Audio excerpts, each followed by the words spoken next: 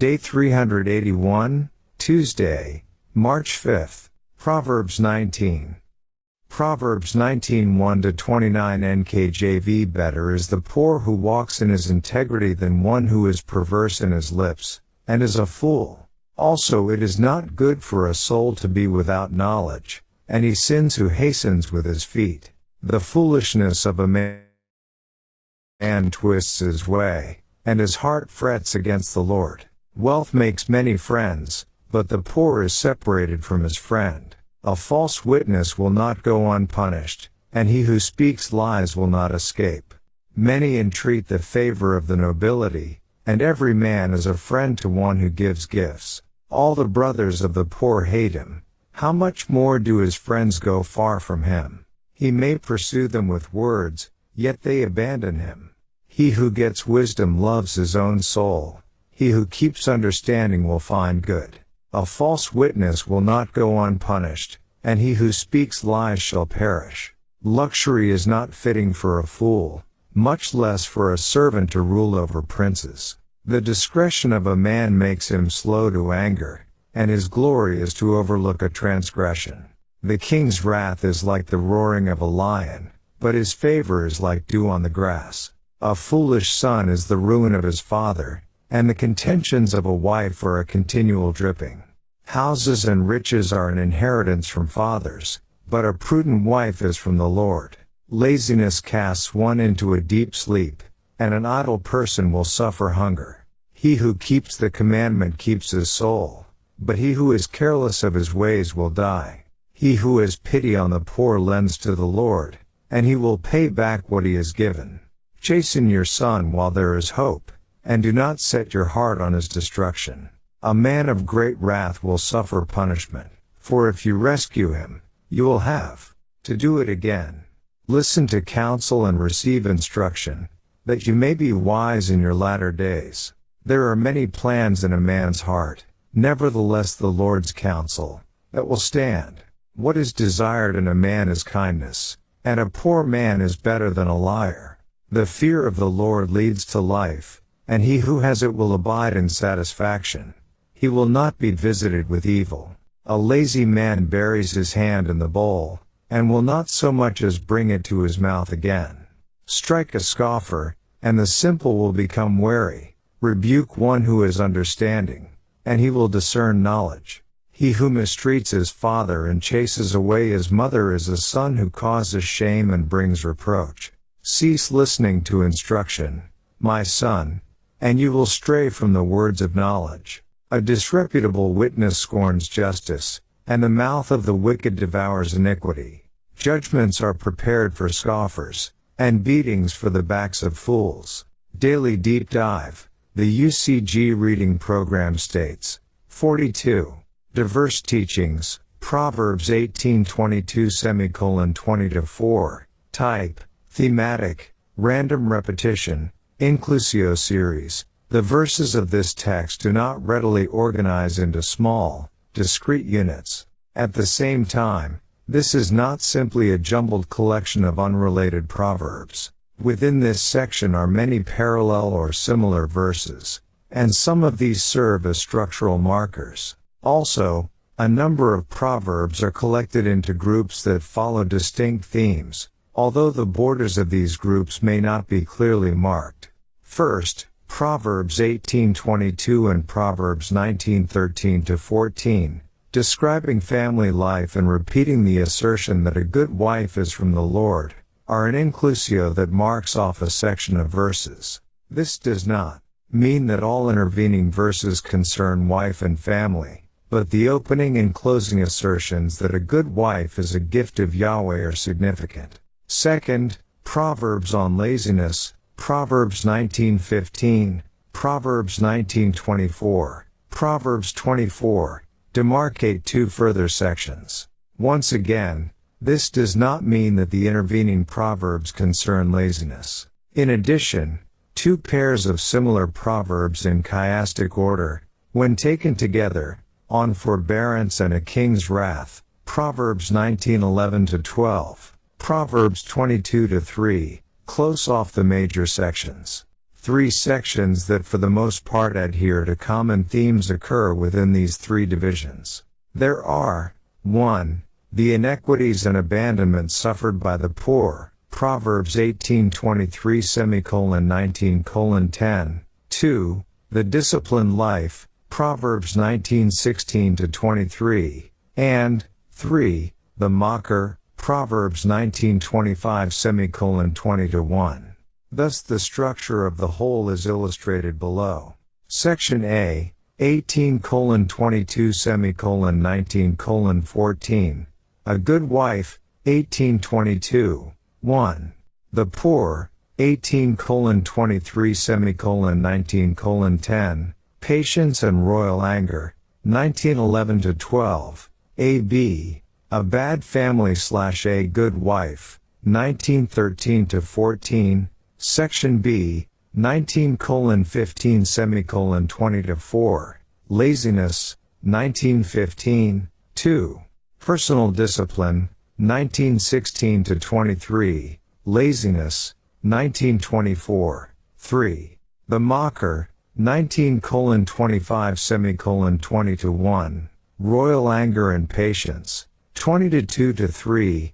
B.A. Laziness, 20-4. In addition, many verses closely parallel each other either within or between the sections.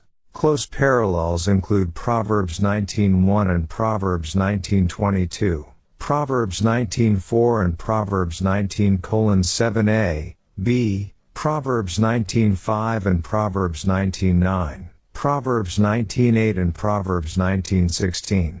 Also Proverbs 19:17, on kindness to the poor, appears to be a response to Proverbs 18:23:19:10.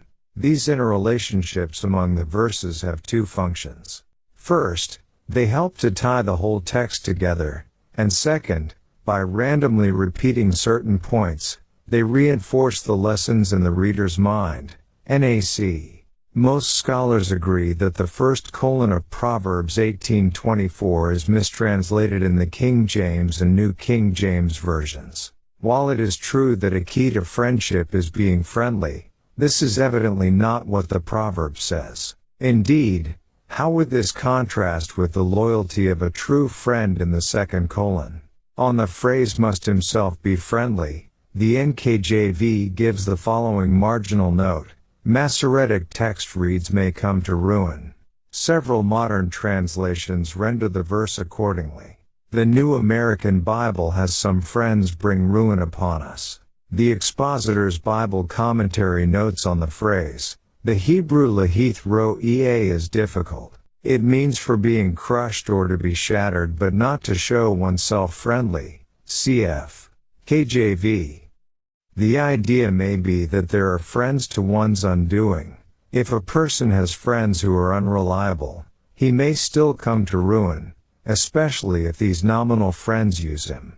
The second line is clearer. There is a friend, O.ep., who sticks closer than a brother. This indeed is a rare treasure. Indeed, Proverbs 19:4 highlights the fickle nature of fair-weather friends. And verse 7 shows that even brothers may abandon a person in adversity. Thus the need for a true, loyal friend who is closer than a brother. The epitome of such a friend is Jesus Christ. Proverbs 19:2 says that uninformed rashness leads to error or sin. Verses 5 and 9 about judgment on a false witness share the same first colon, while the second cola are similar. See also Proverbs 21:28. Verses 16-23 of Proverbs 19 all revolve around the theme of the disciplined and prudent life. NAC. Note on verses 16-23. This section has been structured as follows. A. Adherence to God's way is life, 19:16. B. Give to the poor, 19:17. C. Discipline your son, 19:18. C. Allow the intemperate to pay the price, 19:19. D. Submit to instruction, 19:20. D. Acknowledge providence, 19:21. B. Better poor but honest, 1922, a. Fear of Yahweh, 1923, footnote on verses 16 to 23, as noted earlier in regard to Proverbs 14:31, Proverbs 19:17 says that how we treat others in need is essentially how we treat God. Again, compare Matthew 25:31 to 46, and he will reward our kindness. Proverbs 19:23 expresses the value of the fear of the Lord, on which all other instruction is to be based, Proverbs 1:7, Proverbs 9:10. The Nelson Study Bible says the following about the word fear here. Hebrew, yira, Proverbs 9:10, Proverbs 16:6, Proverbs 19:23, Strong's number 3374. This Hebrew word signifies awe in regarding what is unknown or potentially dangerous. Sometimes it refers to fear or terror inspired by danger or one's enemies. Psalm 56:4. More often, it means reverence, particularly for God. Proverbs 19:23. The use of this word does not imply that one needs to be afraid of God, but it does demand the appropriate recognition and respect for God's fearsome qualities, such as his righteous wrath. See Psalm 5:4-7. The fear of God, that is, the proper respect of God, compels us to abandon our evil ways, Proverbs 16:6, and teaches us wisdom, Proverbs 9:10. Perhaps somewhat ironically, fear of God leads to confidence in this life, for if we have submitted to the Almighty, we do not have to fear any other power in this world, because the Almighty is our protector. See Proverbs 14:26-27, Hebrew 13-6, word focus, fear, sidebar on Proverbs 19:23. The verse here says that the person who fears God will not be visited with evil. Of course, Job feared God and was visited with evil, as Satan directly attacked him. So what are we to make of this? We should understand the proverb as a general principle over the course of life. Things generally go well for the people of God, but he at times allows major trials to come on them. Yet even in these circumstances, God only allows things to go so far with the intent of shaping and molding his people for an eternal place in his kingdom. He never ceases to exercise care and protection. Moreover, visitation with evil or calamity here could imply being overthrown by catastrophic circumstances. And no matter what calamity befalls those who fear God, they will not be overcome by it but will persevere with God's aid. He will cause it to work out for good in the long run. Romans 8:28. And, verse 13, there are people, husbands and wives included, who are never happy or satisfied and constantly complain and bring strife. It's also worth considering, if I have a spouse, parent, etc., who is constantly complaining, is there something I'm not doing and taking responsibility for that I should? Someone can be nagging us because we aren't being responsible. Verse 15, John Gill states, slothful persons are generally sleepy, and are very desirous of sleep, and indulge themselves in it. They spend their time, day and night, in sleep and drowsiness, and are quite careless and unconcerned about either their temporal or eternal good.